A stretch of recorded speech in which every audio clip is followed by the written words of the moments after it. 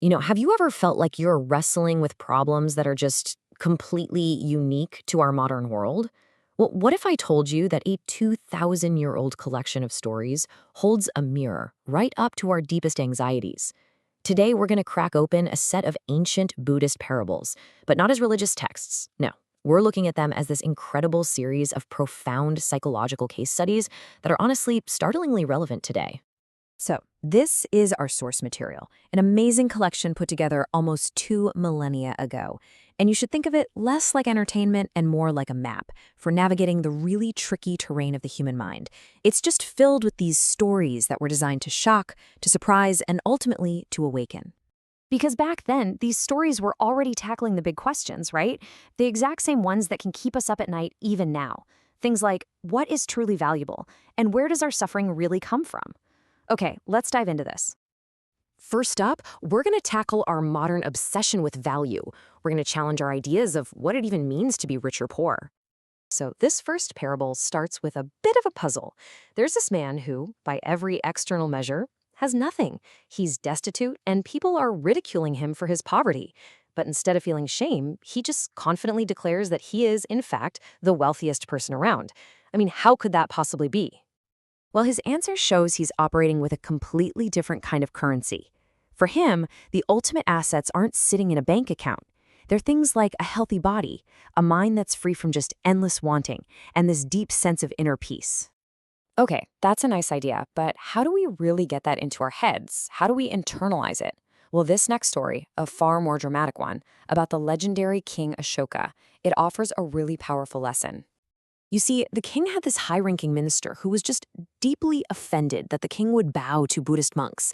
The minister saw them as coming from all walks of life, low castes, common families, and in his eyes that made them worthless. For him, social status was absolutely everything.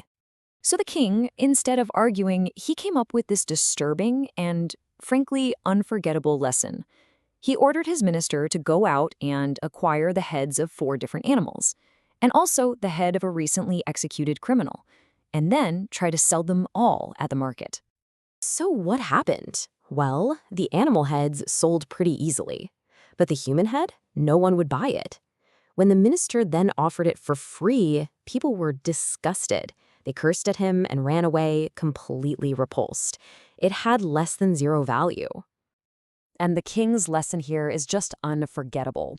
The physical vessel, the body, the social status it was born into, it's worthless on the open market. What is truly priceless are those invisible qualities you cultivate inside the mind: wisdom, compassion, integrity. And that brings us right to our second big theme. If our inner state is what really matters, then we have to look at the mind itself, the very thing that can be our greatest prison or our most magnificent palace. Take, for example, the story of an ascetic. He was a spiritual seeker who believed that the path to enlightenment was through extreme self-punishment. To prove his spiritual strength, he would lie on a bed of sharp thorns, just enduring immense physical pain. But a wise observer pointed out his mistake. He was focusing on the wrong thorns. You see, the real thorns, the ones that cause true, lasting suffering, they aren't the sticks piercing our skin. They're the mental poisons that pierce our peace of mind: greed, hatred, and delusion. Now, a much more intense story shows just how easily our minds get tricked by the surface of things, completely ignoring the reality that's just underneath. Okay, so picture this. A great teacher is giving a lecture to this huge crowd, and suddenly a stunningly beautiful courtesan appears, and her whole intention is to distract everyone. And guess what? It works. The crowd is immediately captivated, just whispering in awe about her, divine beauty. So she thinks she's won. She thinks she's completely derailed the lesson. But the master decides to use this as the lesson. He uses his spiritual power not to punish her, but to reveal a much deeper truth about the object of their desire. In an instant, right before their eyes, her beautiful form just melts away. The skin, the flesh, it all disappears, leaving nothing but a skeleton standing where the object of their collective fantasy had been just moments before. The audience is forced to confront the impermanent, hollow nature of the very thing they were craving. Okay, so you can't buy value and you can't torture your way to peace. It all comes from the mind. But what happens when that hard-won wisdom is put to the ultimate test? Well, that brings us to our final theme, compassion in action. Imagine this scenario. A thief steals a king's most prized possession, a priceless jewel. He's caught red-handed, dragged to the throne. Everyone, especially the thief, expects a swift and brutal execution. But the king's response is just shocking. He doesn't see a criminal to be punished. He sees a person who's been ruined by desperation. And he says, we must rescue them. Instead of taking the thief's life, the king gives him wealth, a real opportunity to start over. Now that is compassion in action. That's powerful. But what about a situation with no easy answers? A true life-or-death dilemma. Let's look at the story of a group of monks who are shipwrecked in a raging sea, and there's only one plank of wood, enough for only one person to survive. A young monk gets to the plank first, but then he sees the senior monk, his elder and teacher, struggling there in the water. He's faced with this impossible choice. He's thinking, okay, this plank is my only hope to survive this ocean, but my core principle is to honor my elders. If I abandon that, I might survive physically, but I'll be lost forever in this spiritual sea of life and death. His choice defines everything. And so he makes his decision.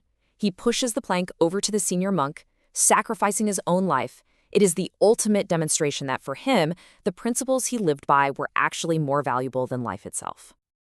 So what does all this mean for us, 2,000 years later, trying to navigate our own chaotic world? Well, these ancient stories really boil down to three timeless truths. First, that real value is measured by our inner qualities, not our outer status. Second, that our mind is the battlefield where suffering is created and freedom is won. And finally, that all the wisdom in the world is totally useless unless we have the courage to actually live it, especially when it's hard. It all comes back to that really simple, powerful idea from the beginning.